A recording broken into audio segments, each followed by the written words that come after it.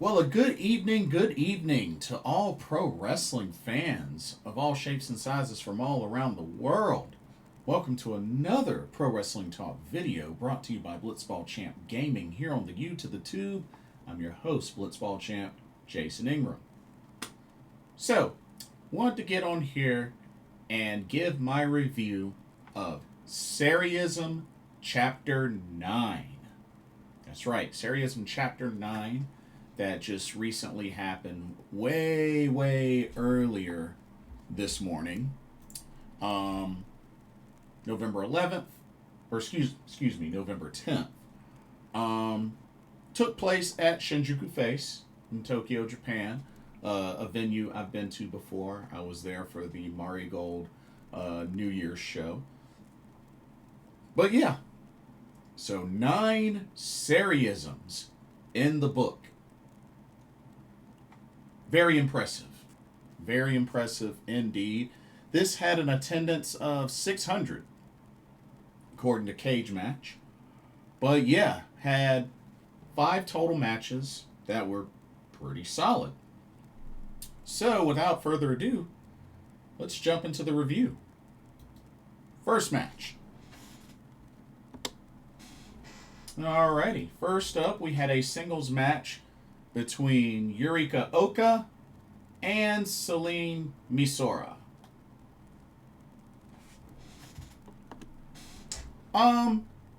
Decent match. 7 minutes 41 seconds. Definitely went back and forth quite a bit. A lot of drop kicks in this match. I think I at least counted 20 drop kicks in this match. But this one thing that's very common when it comes to Joshi Pro Wrestling, you'll see a lot of drop kicks on average. So if this is your first time, get used to it. But a lot of drop kicks in this match, and it was even cool to see both these ladies trade submission attempts as well. They both kind of went for the armbar submissions at different points in this match. But, you know, it was a nice little back and forth between these two. And Selene Misora, she did pretty good.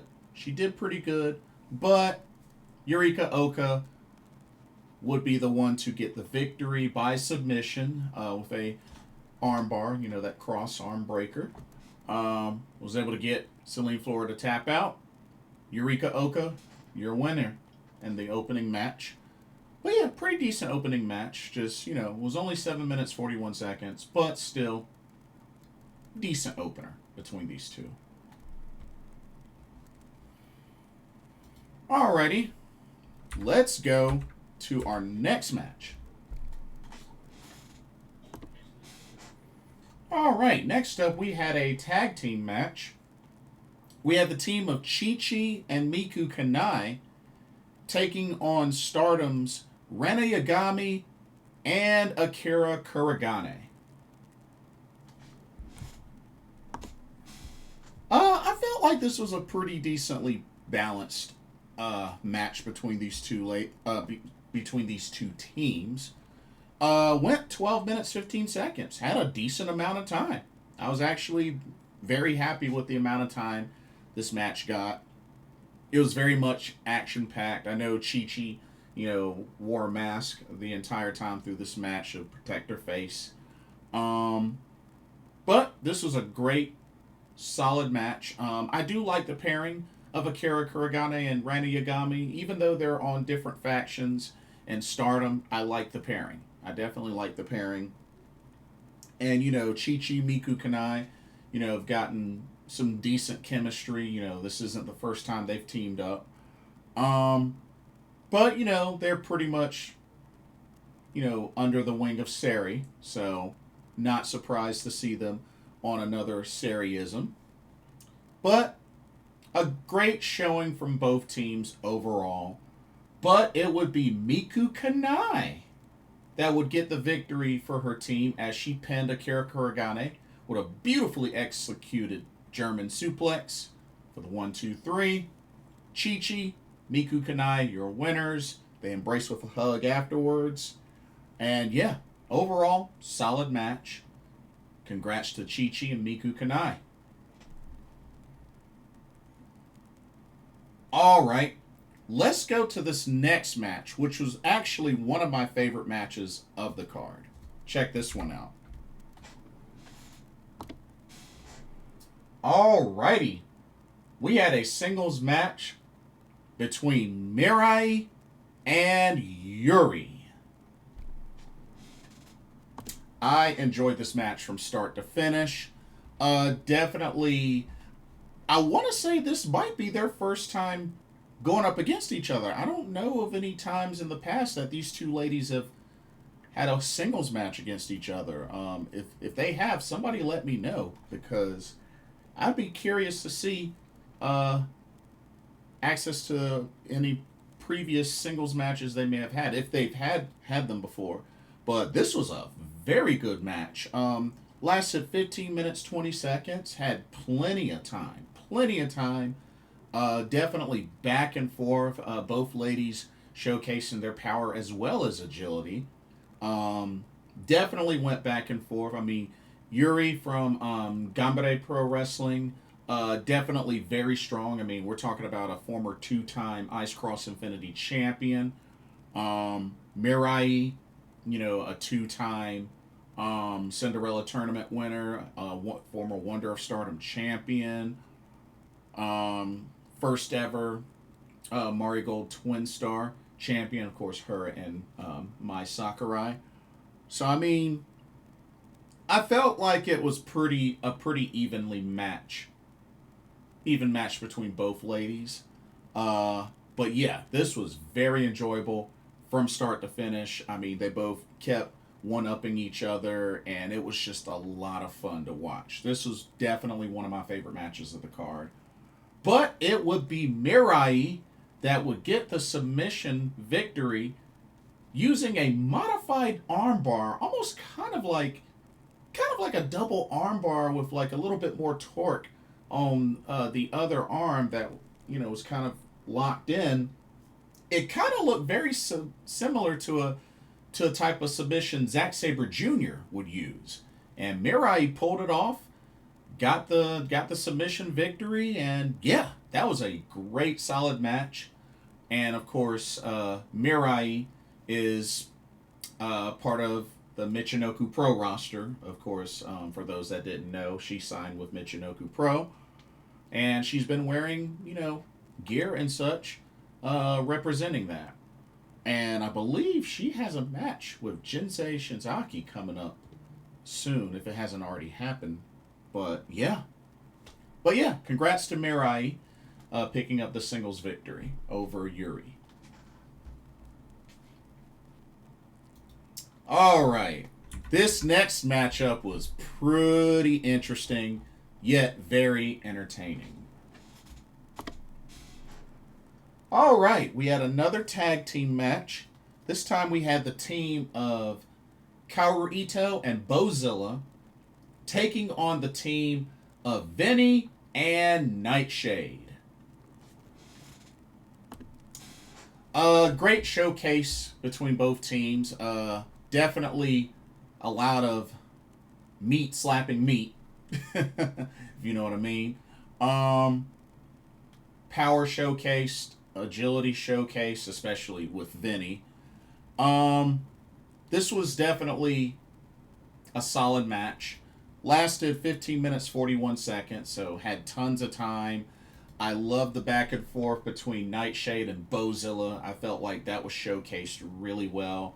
And even the back and forth between VENY and Bozilla. Definitely a very enjoyable match. Even went to the outside as well as inside the ring, and it was just both teams really traded back and forth, keeping the momentum here and there.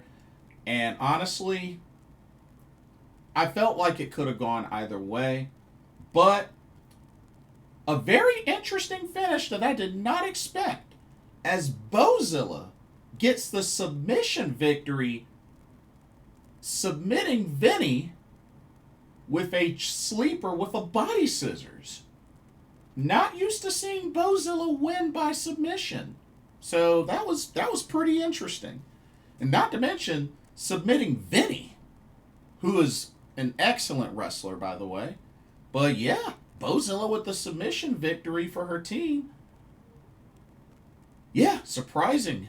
Very surprising. Not to mention, after the match, Bozilla has laid out a challenge to VENY for a singles match. I mean, after all, she got the victory in a tag match, but she wants VENY one-on-one. Now, I don't know if that's something that they are going to have soon or that they save for the next Sareee-ISM. I don't know. I don't know if there was a date set, but a match I'm definitely looking forward to. Bozilla versus VENY. That should be really good. That should be really good. But solid tag team match there. And then the main event of Sareee-ISM Chapter 9 came down to this very special tag team match, as we had the team of Suzu Suzuki and Sareee taking on the team of Natsupoi and Chihiro Hashimoto. Of course, a phenomenal match overall.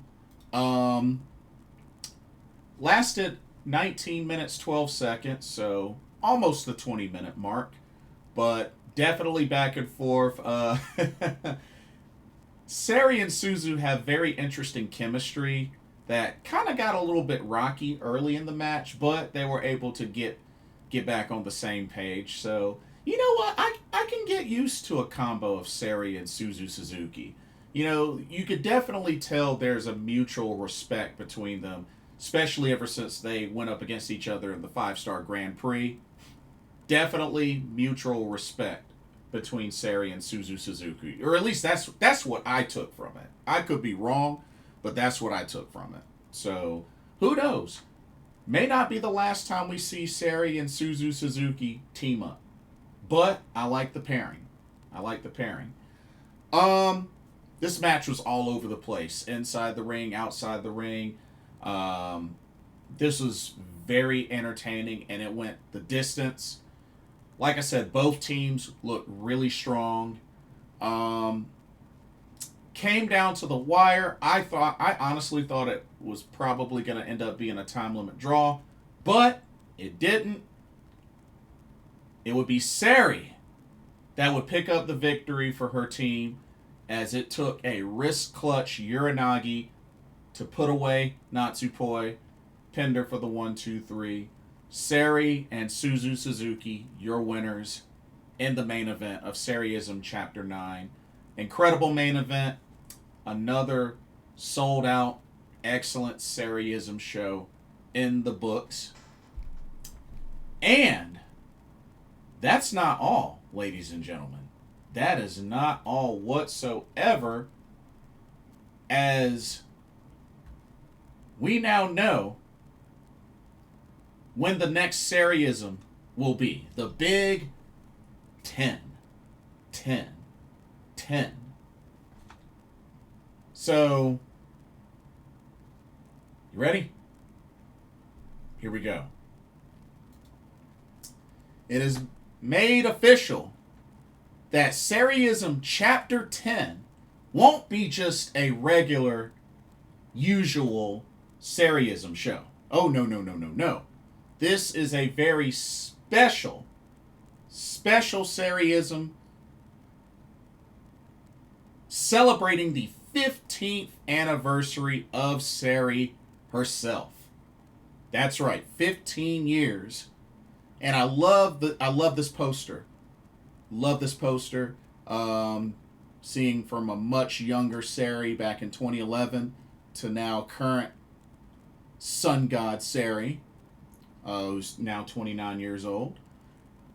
But yes, this will be next year, March 22nd, 2026. And guess what? It will not be at Shinjuku Face. Oh, no. See, they've done that 9 times. They've decided to upgrade. make a little upgrade, as Sareee-ISM Chapter 10 will take place at Yokohama Budokan. Whew! What an upgrade. What an upgrade. That's right. March 22nd, 2026, Sareee-ISM Chapter 10 will be at the Yokohama Budokan. Whew! Can this Sareee-ISM ascend to the next level as a promotion and sell out the Yokohama Budokan? What do y'all think? You think they could do it? I don't know. I don't know.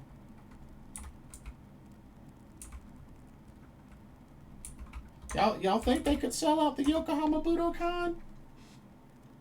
You know what? Let me see what the capacity of the Yokohama Budokan. Ooh. The Yokohama Budokan's max capacity is 3,000 people for the main arena.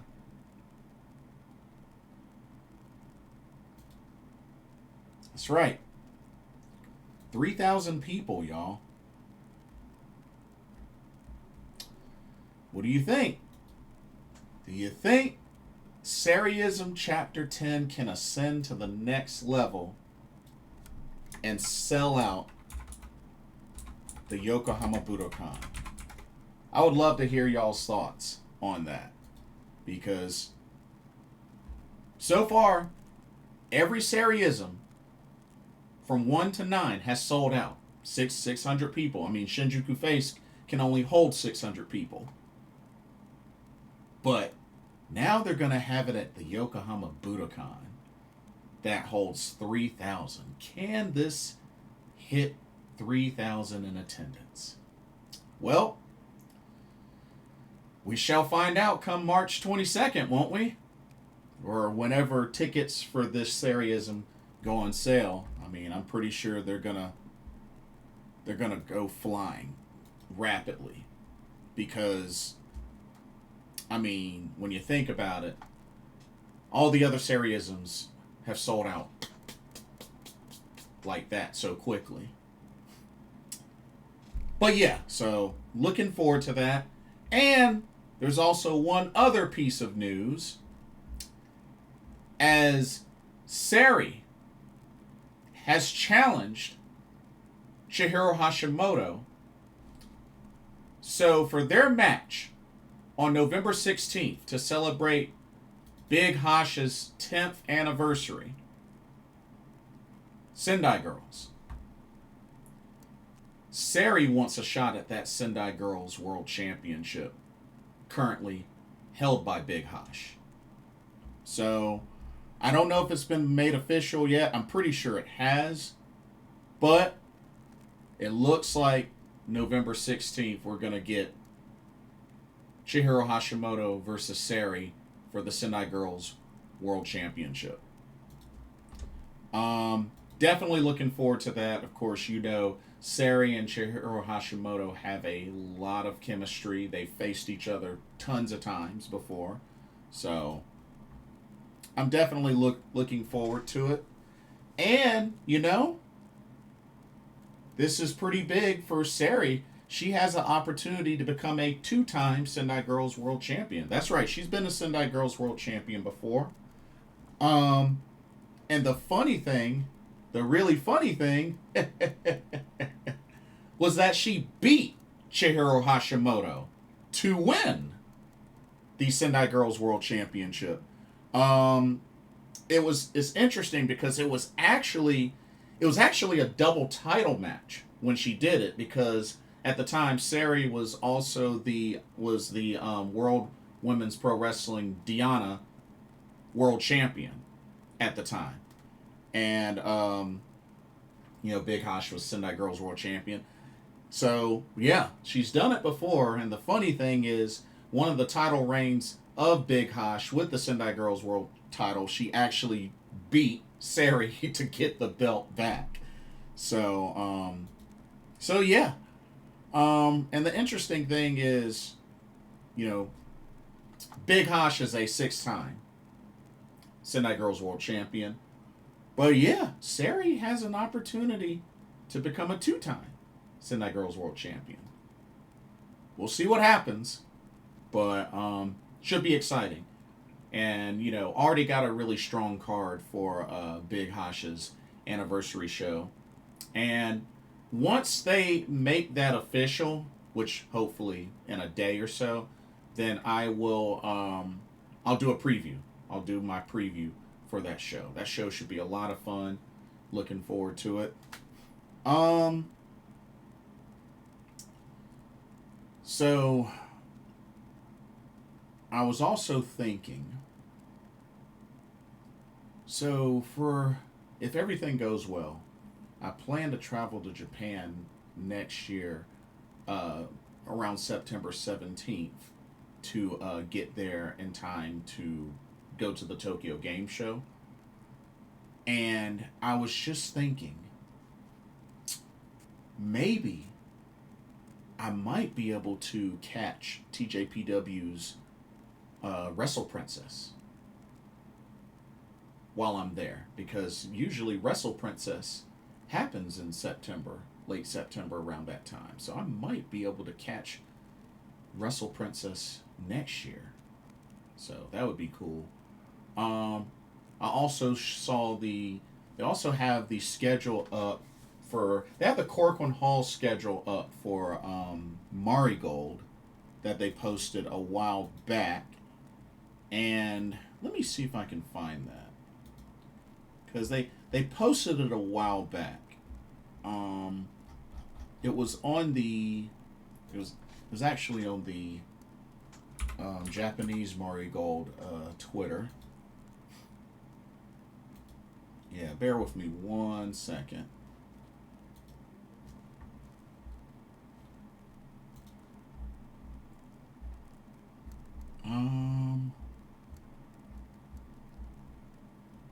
Because I know they posted it.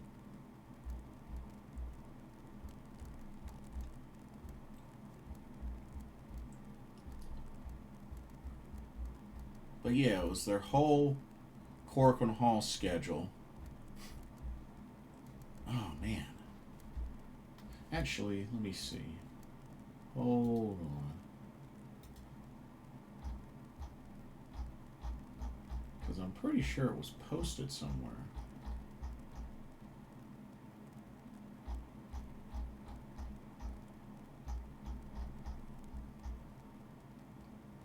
But either way, um, I remember there were some September dates for Corcoran Hall for Marigold.